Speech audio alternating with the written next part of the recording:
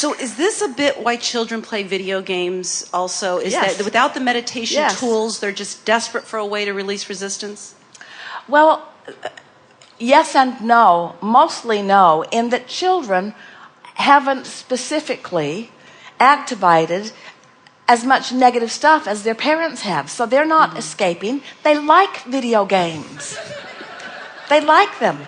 They like they like their minds moving fast. They like the vivid colors. They enjoy the sound effects. They enjoy the progress. Many of those games sort of mimic life in general. They like their feeling of evolution. They like knowing that they're better at something today than they were the day before. They're like being ready for something because now they're sort of prepared for it. In other words, they were born cable ready in ways that their parents were not, you see. And so don't assume that it's escapism with them. And we are really looking forward to the time that you are playing a delightful game for the fun of it rather than to escape from something less delightful. In other words, you're really going to start noticing how delicious life can be when you leave behind all of those feelings of what I should be doing and what I ought to be doing and what I need to be doing, and start replacing them with what I'm craving, what I'm delighted to do, what I feel like doing, you see. And so maybe we need to let children choose how much time they spend with that, just as we should feel our way through. If I'm in a game of Sally Spa and I get to a certain level, I know when to stop, those kinds of things.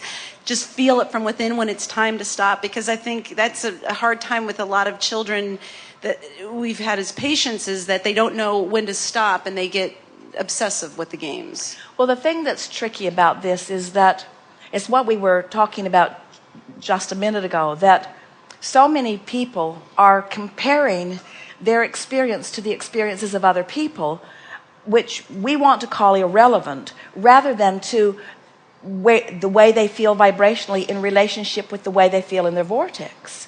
And so rather than trying to control the behavior in order to affect emotion, instead try to affect emotion in order to encourage behavior. And it's an entirely different thing. In other words, when you are high on life, there are a lot of things that match that feeling that you will be called to. When you're really tuned into who you are, you'll be called out on the deck to look out. You'll look right as the dolphin jumps. When you are high on life, you'll rendezvous with the rainbow, and you'll turn the radio on when your favorite song is playing. When you're high on life, a whole lot of things will rendezvous with you. It won't just be the video games, you see.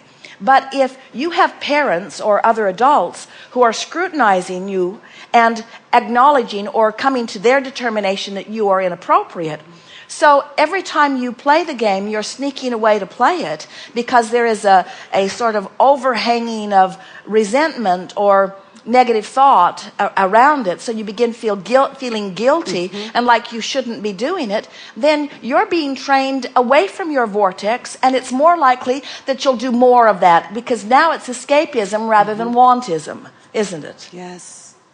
Perfect. So what you want to say to your children, you want to say through the demonstration of your own behavior. In other words, don't try to teach them through your words. It's like when you leave this ship, one of the things that Jerry and Esther have been hearing as they're interacting with different staff from the ship and people who are interacting with you, when you leave this ship, they will not be speaking of you while you are among the most prosperous of those who they meet with on a regular basis. They won't be talking about your prosperity. While you are some of the most interesting mix of people that is ever on board a ship, they will not be talking about how interesting you are. They're talking about how happy you are. That's the impression that you're leaving. They're talking about how happy you are, how joyful you seem, how nice that is, how unusual that is. Jerry and Esther have been told that they haven't met up, the ship has not met up with people this happy for about a year ago when you were their group on another excursion. In other words, that's what you're being known for, you see. You are setting the example. You're leaving the impression through your emotional presentation, not through your intellectual, not through your financial, not through your credentialed.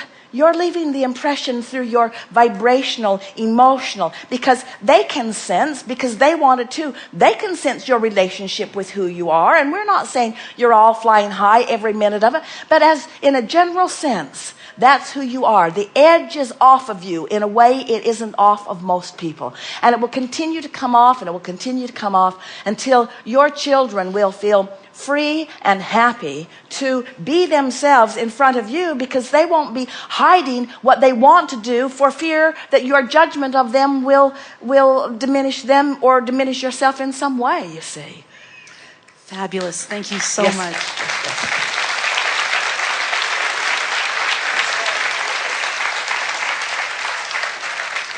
Feels good to feel good, doesn't it? Second row.